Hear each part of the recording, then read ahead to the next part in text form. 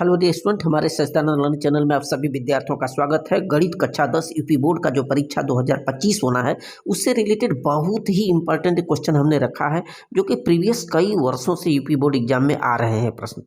निश्चित तौर पर ऐसे क्वेश्चन आपको देखने को मिलेगा मैथमेटिक्स कक्षा 10 यूपी बोर्ड। पहला क्वेश्चन देखिए, मैदान में खड़ी एक कार का 75 मीटर ऊंची मीनार से अवनमन कोण दिया है। अवनमन कोण 30 अंश है, तो मीनार के आधार से कार की दूरी ज्ञात करनी है, यानी कि नीचे की डिस्टेंस पूछ रहा है, दूरी पूछ रहा है। आइए इसको सॉल्व करके चल बताते हैं।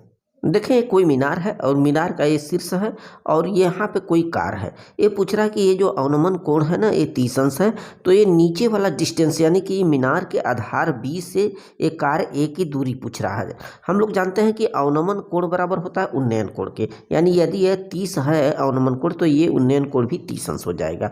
अब चूंकि हमें यहाँ पे आधार और ये ऊंचाई से रिलेटेड पूछ रहा है, इसलिए tan थीटा का फॉर्मूला लगाएंगे। tan थीटा बराबर क्या होता है, लंब बटे आधार। अब लंब हमारा 75 है और आधार हमसे पूछ रहा है tan थीटा, थीटा के जगह 30 मान रखते हैं। tan 30 का मान 1/3 होता है बराबर 75 बटे AB। जब तिर्यक गुणा हम करेंगे तो AB की वैल्यू हमारे सामने है, क्या हो जाएगा, AB बराबर 3 इंटू 75 मीटर, इस तरह से निकालेंगे। अब दूसरा इंपॉर्टेंट क्वेश्चन देखिए, बहुत ही इंपॉर्टेंट। यदि द्विघात समीकरण px² - 2 करड़ी में 5px + 15 बराबर 0 के दोनों मूल बराबर हों, दोनों मूल बराबर हों तो p का मान ज्ञात कीजिए। तो देखिए किस प्रकार से यहाँ पर हम विभक्तकर का सूत्र लगाते हैं और p के वैल्यू को ज्ञात करते हैं, कुछ इस तरह से। तो हमारा दिया गया इक्वेशन ये है px² - 2 करड़ी में 5 px + 15 बराबर 0। अब हम लोग जानते हैं कि यह जो प्रारूप होता है द्विघात का, ये जो व्यापक समीकरण होता है ax का वर्ग धन bx धन c बराबर 0, तो ये वाला a की वैल्यू होती है। p क्या है, a की वैल्यू है और b की वैल्यू 2 करड़ी में 5 है, देख पा रहे हैं 2 करड़ी में 5, और c की वैल्यू कंपैरिजन करेंगे तो 15 दिया गया है। ठीक, अब विविक्तकर के मूल, दोनों मूल बराबर हैं तो ये हमें सूत्र लगाना होगा, इसके मूल बराबर हैं, अर्थात ये जो विविक्तकर का फार्मूला होता है b² - 4ac बराबर 0, बस इसी में इस वैल्यू को हम रख देते हैं। देखिए ये b² - 4ac बराबर 0 है, तो यानी कि b की वैल्यू यहाँ पर देख पा रहे हैं ना, -2 करड़ी में 5, p साथ साथ p भी है। अब चूंकि स्क्वायर है तो पूरे का चिन्ह सहित हम पूरे का वर्ग करें, -4 गुणित a, देख रहे हैं 4 गुणित a इंटू सी। a की वैल्यू p है और c की वैल्यू यहाँ पे 15 दिया गया है बराबर 0। बस इसको हम कैलकुलेट करते हैं, वर्ग करेंगे तो 2 दूना 4 हो जाएगा, ऋण ऋण प्लस हो जाएगा, 5 × 5 = 25 का वर्गमूल 5 इंटू p² बराबर -15 × 4 = 60, p बराबर 0। अब इसको हम इस तरह से पक्षांतर करके 20 × 3 = 60 काट दे रहे हैं, p से p यहाँ पर कट जाएगा, यानी कि p की वैल्यू हमारे सामने दर्शित है 3 आएगा।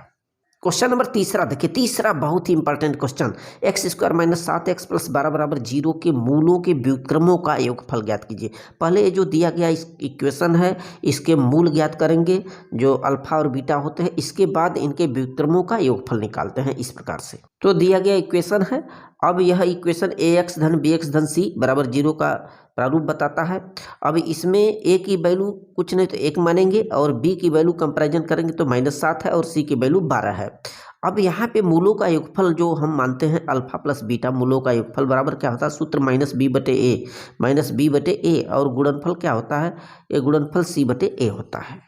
यहाँ पे गुणनफल c/a, तो सर्वप्रथम मूलों का योगफल जब हम सूत्र लगाते हैं -b/a, तो b की वैल्यू देख पा रहे हैं ना कि -7 है, तो -1 फार्मूला माइनस माइनस प्लस हो गया, 7/1, a की वैल्यू 1 माना जाएगा, तो हल करने पे 7 आया, अल्फा प्लस बीटा बराबर 7। अब मूलों का गुणनफल का एक सूत्र होता है अल्फा इंटू बीटा बराबर c/a, c की वैल्यू यहाँ पे 12 है, a की वैल्यू कुछ नहीं तो 1 मानेंगे, जब इसको कैलकुलेट करते हैं तो 12 आ रहा है। अब इनके मूल अल्फा और बीटा का मान ज्ञात करने के लिए हम क्या करेंगे, चूंकि यहाँ पे हम जानते हैं कि मूलों का गुणनफल बराबर कितना है, 12। अब अल्फा गुणित बीटा बराबर 12 जनरली हम ज्ञात कर चुके हैं, तो इसमें अल्फा या बीटा की वैल्यू क्या हो जाएगा, 12/अल्फा हो जाएगा। अब आगे की तरफ बढ़ते हैं, अब दोनों का योगफल बराबर कितना निकला गया, 7, अल्फा प्लस बीटा बराबर 7, तो अल्फा प्लस बीटा की ये जो वैल्यू हमने हल किया है 12/अल्फा, इसमें बस मान रख देते हैं, अल्फा प्लस 12/अल्फा बराबर कितना है, 7। अब इसको जब तिर्यक गुणा करेंगे इस प्रकार से, तो अल्फा² प्लस 12/अल्फा कम अल्फा बराबर 7। अब जब हल करेंगे तो ये देखिए अल्फा² - 7 अल्फा अल्फा प्लस 12 बराबर 0, ये द्विघात की तरह जब इसको हम हल करते हैं गुणनखंड मेथड से, 12 कम 12, 12 का खंड करें, 4 तिया 12, 4 3 7, ठीक है। दोनों को यहाँ माइनस का गुणा हो रहा है, इसलिए दो का जोड़ा बना करके इसको कॉमन लेते हैं, अल्फा इसमें भी 4 अल्फा इसमें लेते हैं कॉमन इसमें। तो यहाँ पर इस प्रकार से जब हम हल कर पाते हैं तो देखिए अल्फा की वैल्यू 3 हमें प्राप्त हो गया, अल्फा की वैल्यू 3 प्राप्त हो गया। और बीटा की वैल्यू निकालने के लिए हम यहाँ पर जानते हैं कि अल्फा प्लस बीटा बराबर 7 होता है। तो यदि अल्फा का मान हम 3 रख दें तो या बीटा का मान पक्षांतर करके निकाले तो बीटा बराबर 7 माइनस अल्फा हो जाएगा, यानी कि 7 माइनस अल्फा की वैल्यू 3। तो इस तरह से 4 निकल गया। अल्फा और बीटा की जब वैल्यू निकल गया दोनों का मान, तो व्युत्क्रम माने ठीक उल्टा होता है। जैसे अल्फा 3 है तो 3/1 हम इसको मानते हैं, 3/1 अभी के कंडीशन में। तो अब जब इसका व्युत्क्रम करेंगे, व्युत्क्रम माने उल्टा करेंगे, तो 3/1 जो था अब 1/3 हो जाएगा, वहीं 4 क्या हो जाएगा 1/4। अब दोनों का एक फल करते हैं तो 12 आता है, यही हमारा आंसर है। अब क्वेश्चन नंबर 4 देखें।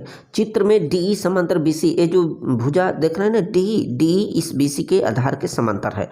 तो और इनके जो वैल्यू दिया गया है, AD की लंबाई पूछ रहा है, AD इसकी लंबाई हमें पूछा जा रहा है।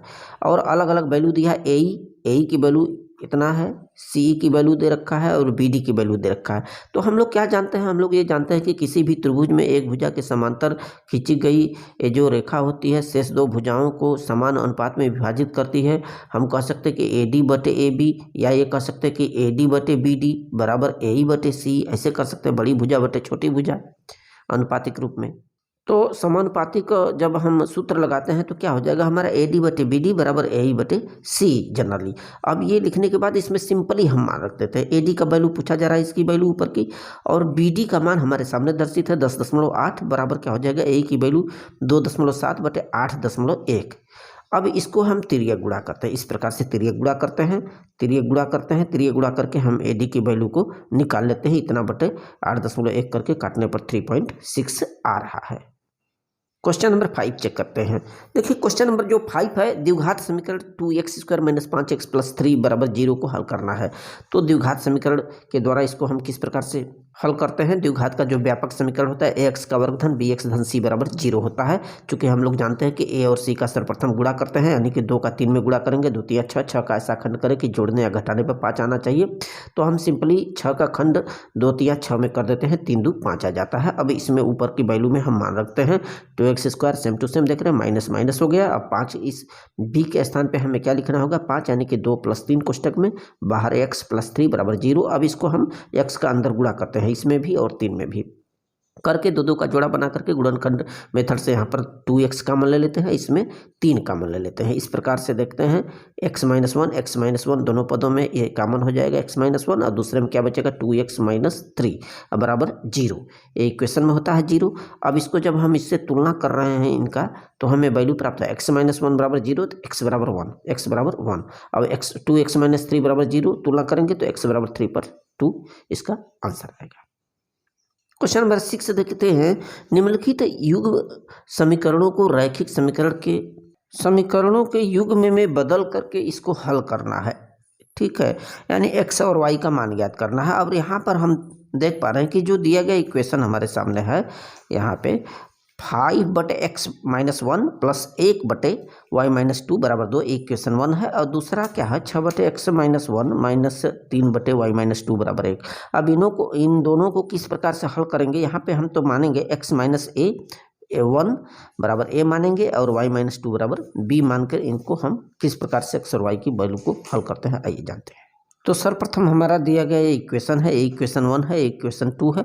अब इन दोनों समीकरणों में हम इसकी वैल्यू को a मान लेते हैं और y - 2 दोनों में समान देख पा रहे हैं, तो इसकी वैल्यू को हम 5 में b मान रहे हैं, ठीक है। अब हम क्या करेंगे, इसके स्थान पे a और इसके स्थान पे b दोनों इक्वेशनों में लिख करके ये समीकरण नंबर हम 3 और 4 बना लेते हैं। अब इनको हम जानते हैं कि कोई भी 2 समीकरण होता है तो एक पद को बराबर करते हैं, या तो हर को या अंश को। यहाँ पे हम देख पा रहे हैं कि दोनों का हर लगभग यहाँ पे सेम है, a के और b के अंश डिफरेंस यहाँ 5 है, 6 है, यहाँ 1 है, 3। तो ऐसा करते हैं कि हम किसी एक अंश को बराबर कर लेते हैं। जैसे इस 1 और 3 को बराबर करने के लिए हमें इस इक्वेशन में 3 का जस्ट इसका उल्टा करके 3 का इसमें करें गुणा और 1 का इसमें करें। अब ऐसा करते हैं तो देख पा रहे हैं कि 3 बचे यहाँ पे जब इसमें गुणा होगा तो 15/a अब प्लस 3 एकम 3/b बराबर 3 दूनी 6। इक्वेशन नंबर हमारा 5 बन जाएगा। उसी तरह एक का इसमें करेंगे तो सेम आएगा। इक्वेशन नंबर अब जब दोनों इक्वेशन हम बराबर कर लिए, यहाँ 3/b ये प्लस है, माइनस चिन्ह हम देख पा रहे हैं, तो सिर्फ जोड़ने पर एक कट जाएगा। जोड़ते हैं तो एक कट जाएगा और 15/a प्लस 6/a दोनों का योग बराबर 6 1 7 आएगा। इसको हम हल करते हैं 21/a बराबर 7, तिरिया गुणा करते हैं, a की वैल्यू हमारे सामने 7 आ गया। अब a का मान समीकरण हम 3 में, इसमें समीकरण नंबर 3 में a का मान इसमें हम रख देते हैं। यहाँ पर देख पा रहे हैं कि जैसे ही हम a का मान उस इक्वेशन में रखते हैं, a की मान कितना आया है, a का मान हमारे सामने 3 आया है। अब इसको पक्षांतर करके जब हल करते हैं तो हमारे सामने b की वैल्यू यहाँ पे निकल आया। अब a और b का हमने क्या माना कि x-1 बराबर a। अब x-1 बराबर a, तो x-1 बराबर a की वैल्यू 3 आया। पक्षांतर करेंगे तो x की वैल्यू हमारे सामने 4 निकल आई। इसी प्रकार से y-2 बराबर b। अब b की वैल्यू जब हम यहाँ पे कैलकुलेट किए हैं 3, तो इसमें जब हम मान रखते हैं तो y-2 बराबर 3, यानी कि y की वैल्यू हमारे सामने 5 निकल आया है। अब अगला बहुत ही इंपॉर्टेंट क्वेश्चन 7वां का देखिएगा। यूपी बोर्ड टचिंग क्वेश्चन है। सभी एक ठोस एक अर्धगोले पर खड़े एक शंक्वाकार आकार का है जिनकी त्रिज्या 3 सेमी तथा शंकु की ऊंचाई 4 सेमी है। और वो जो ठोस पूछ रहा है ना, ठोस का संपूर्ण पृष्ठ पूछ रहा है। तो जो ठोस है उसमें क्या है कि नीचे अर्धगोला है, ऊपर शंकु है, और ठोस का हमें संपूर्ण पृष्ठ पूछा जा रहा है। तो यहाँ पर देख पा रहे हैं कि ये ठोस है जहाँ पे अर्धगोला है, ऊपर हमारा शंकु है।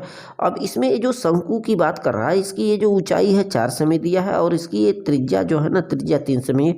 तो हमें संपूर्ण पृष्ठ निकालने के लिए दोनों का अलग अलग वक्र पृष्ठ निकालते हैं। अब शंकु के लिए तिर्यक लंबाई L बराबर करली में h² प्लस r² होता है। जब इसमें हम हल करते हैं तो 3 का स्क्वायर करेंगे प्लस 4 का, दोनों का वर्गमूल निकालेंगे, 25 का 5 आएगा। अब ठोस का संपूर्ण पृष्ठ बराबर क्या होता है, अर्धगोले का वक्र पृष्ठ प्लस शंकु का वक्र पृष्ठ। अब अर्धगोले का वक्र पृष्ठ हम लोग जानते हैं, वैसे गोले का वक्र पृष्ठ 4πr² होता है। अब अर्धगोला है तो आधा करेंगे 2πr² प्लस πrl। ये शंकु का वक्र पृष्ठ क्या होता है, πrl। अब इसमें हम सिंपली मान रख देते हैं। r की वैल्यू देख रहे हैं ना, 3 है, तो 3 3 का 9 हो जाएगा। यहाँ पे l का मान 5 रखेंगे। दोनों को हल करते हैं, 6 3 का यहाँ पे देखते हैं 3 3 का 9, 9 दूना 18 पाई प्लस 5 15 पाई, दोनों का योग करने पर 33 पाई वर्ग सेंटीमीटर संपूर्ण पृष्ठ आएगा। क्वेश्चन नंबर नेक्स्ट देखते हैं। 8वां आंकड़े 3 4 6 तथा x का माध्य यदि 5 है तो x का मान ज्ञात करें। इस प्रकार के क्वेश्चन आते हैं यूपी बोर्ड एग्जाम में। अब हम जानते हैं कि दिए गए पदों का जो समांतर माध्य होता है, समांतर पद बराबर क्या होता है, समांतर माध्य बराबर पदों का योग बटे पदों की संख्या सिग्मा x/n। अब सिंपली हम समांतर माध्य 5 दिया, 5 बराबर जो भी पद है, 3 है, 4 है, प्लस 6 है, प्लस x भी शामिल करेंगे, सबका योग बटे पदों की संख्या गिनते हैं 1 2 3 4, x को लेकर 4 है। अब इनको जोड़ते हैं, 4 3 7 6 13 प्लस x/4। अब तिर्यक गुणा करते हैं, 13 प्लस x बराबर 5 का 20। अब पक्षांतर करते हैं तो x की वैल्यू हमें 7 प्राप्त होती है। क्वेश्चन नंबर 9 है कि निम्नलिखित बारंबारता बंटन का बहुलक ज्ञात कीजिए। हमारे सामने देखिए बारंबारता बहुलक, एक तरफ वर्ग अंतराल, दूसरी तरफ बारंबारता हमें दे दिया गया है। अब हमें बहुलक ज्ञात करना है। तो इस दिए गए क्वेश्चन के आधार पे हम ये पता कर पाते हैं कि ये जो बारंबारता, इसमें सार्वधिक किसका है। सार्वधिक हमें तो 8 दिखाई दे रहा है, ये हमारा वर्ग अंतराल मिला 3 से लेकर 5 तक। तो इसके लिए हम बहुलक ज्ञात करने का एक फार्मूला रखते हैं। बहुलक बराबर L plus f1 minus f0 बटे 2f1 minus f0 minus f2 into last में h होता है। अब देखिए L क्या होता है, L होता है बहुलक वर्ग की निम्न सीमा होती है। जैसे ये सर्वाधिक बारंबारता रख रहा है तो ये हमारा मेन वर्ग हो गया, वर्ग अंतराल वर्ग हो गया। अब इसकी ये निम्न सीमा होती है और ये क्या होती है, उच्च सीमा। तो हमें निम्न सीमा 3 से मतलब है। अब इसमें मान के f1 क्या है, बहुलक वर्ग की बारंबारता, वर्ग की बारंबारता 8 दिया है। और f0 क्या है, बहुलक वर्ग के जस्ट पहले की बारंबारता, ये 7। और f2 क्या है, बहुलक वर्ग के जस्ट बाद की बारंबारता, यहाँ पे देख पा रहे हैं ना 2। तो F2 की वैल्यू 2। अब सिंपली हमें इसी फार्मूले में मान रख देना है, और H क्या होता है, वर्ग अंतराल की अमाप होती है, यानी कि उच्च सीमा माइनस निम्न सीमा, कोई भी घटाएंगे 5 में से 3 गया 2 आएगा, 2 की वैल्यू यहाँ पे है। अब उसी सूत्र में हम सिंपली इस सूत्र में बस मान रख दें, बहुत इंपॉर्टेंट क्वेश्चन निकल आएगा। अब चूंकि L की वैल्यू यहाँ पे 3 है, इसके बाद F1 माइनस F0, तो F1 की वैल्यू 8 है, F0 की वैल्यू 7 है, H की वैल्यू 2 है, बटे 2F1 minus F0 minus F2। अब यहाँ पे F1 की वैल्यू 8 है, चूंकि 2 लगाया है इसलिए यहाँ पे 2 का गुणा करेंगे, -7, और माइनस F2 की वैल्यू कितना है, 2 है। अब देखिए यहाँ पे जब पूरा हम कैलकुलेट कर पाते हैं तो हमारे सामने इसका आंसर निकल कर आता है 3.28। So thanks.